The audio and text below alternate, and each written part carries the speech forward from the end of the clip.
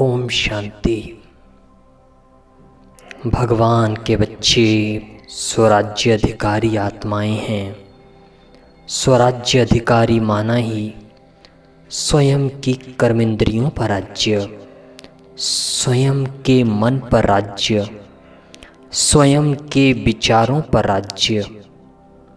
ये आँखें बस वही देखें जिससे इन आँखों को, इस तन को, इस जीवन को और दूसरों के भी जीवन को सुख मिले, अर्थात जिसमें स्वयं का भी कल्याण समाया हुआ हो और दूसरों का भी कल्याण समाया हुआ हो।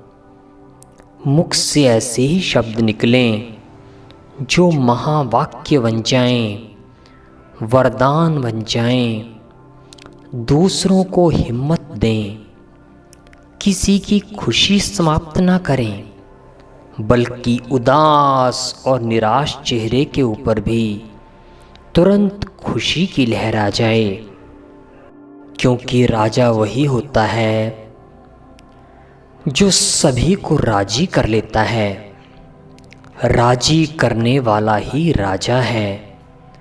राजा उसे नहीं कहा जाता जो अपने बाहुबल से, अपने शस्त्र बल से या अपने धन के बल से खुद का सुख और चैन देखे, भोग विलास में रहे, कर्मेंद्रियों के अधीन रहे।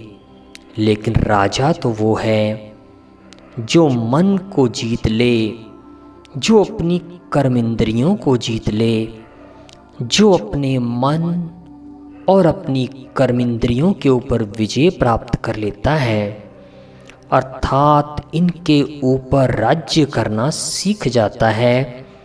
वो सभी विकारों को भी स्वतः ही जीत जाता है और विकर्मों को जीतने वाली आत्मा सदा ही अतीन्द्रिय सुख पाती है, सदा ही आनंद और मौज का अनुभव करती है। और ऐसी आत्मा ही संपूर्ण पवित्र आत्मा कहलाती है। भगवान ने हम सभी को कह रखा है, जो आत्माएं स्वयं के ऊपर राज्य कर लेती हैं, प्रकृति भी उनके लिए दासी बन जाती है। अर्थात चाहे प्रकृति के पांचों तत्व हों, चाहे प्रकृति का दिया हुआ शरीर हो, चाहे प्रकृति के दिए हुए साधन हो, वो भी उस आत्मा को सुख देते हैं।